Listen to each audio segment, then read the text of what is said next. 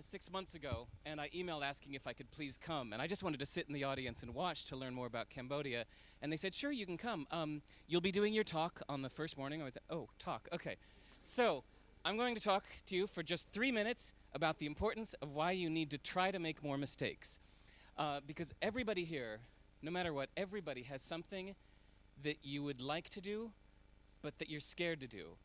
And the reason you're scared to do it is because you think that you'll fail horribly and everything will go wrong. So I'm here to tell you that it's important to make those mistakes, and you have to try to for very scientific reasons, like this. Number one, learning. The way that you learn is by making mistakes in the same way that the way that muscles are built. What this means is that when you are in a gym, for example, and you are lifting some kind of weight that's too strong for you to lift, and you get that kind of quivering and you can't lift it, what's actually happening is the little muscle fibers inside, some of them are tearing, literally tearing, and over the next 2 days the muscle fibers repair themselves. Every time they repair themselves a little stronger and a little bigger to adapt for future use. So, like there's this saying, no pain, no gain, and it's the same with the brain. So please take a second and take 10 seconds and look at these two sets of words.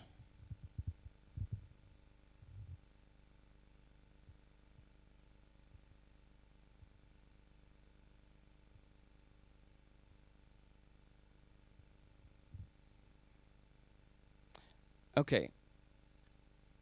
In multiple tests, they found that people remembered the second set of words 3 times as much as they remembered the first set of words. And neuroscientists have studied why. It's that when you're looking at these words and you find a little gap, your brain has to struggle for a second. It actually is kind of failing. It doesn't know what it is at first, and it takes a second to fill in the gap and then figures it out.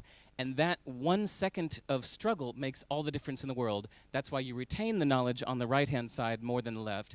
You remember things that you learned with some failures and with some mistakes more than the things that were easy. So to learn more effectively, you need to make more mistakes. Doing what you know is fun, but doesn't improve you. So reason number one why you need to make more mistakes is learning. Number two is that quantity leads to quality. And this comes from a story about a pottery class. There was a university class where they teach pottery making, I guess, and the teacher tried an experiment one day, or one semester, I should say. At the beginning of class for the whole semester, he said, okay, class, I'm going to do an experiment. And I'll stand in the middle to do it right here. He said, everybody on the left-hand side of the class, for the entire semester, you are going to work on just one pot all semester. And at the end of the semester, you'll be graded on the perfection of that one pot. He said, everybody on the right-hand side of the class, you're going to be graded sheerly on quantity. He said, I don't care what you make, I don't care what it looks like, I won't even look at it. But on the last day of class, I'm going to bring in my bathroom scale, and we're going to weigh it. Anybody who has made over 50 pounds of pots gets an A. Anybody who made over 40 pounds of pots gets a B, C, etc. So that's it. So the whole semester, this half of the room was working just on one pot all semester. This half of the room was just throwing pieces of clay onto anything, and they didn't matter, and they were just messing around. On the final day of class, the teacher brought in a few outside observers. I guess they were pottery aficionados that came to look at these pots. And he didn't tell the judges which half of the room the pots came from. And maybe you're not surprised, but all of the best pots on the final day came from this half of the class. Because what they found is that all semester, this half of the class just kept trying stuff and doing things and making mistakes and doing experiments and getting so much experience making pots that they got so much better. Whereas this half had spent the whole semester coming up with grandiose theories, and at the end of the semester had nothing more to show for it than some fancy theories and a mediocre pot.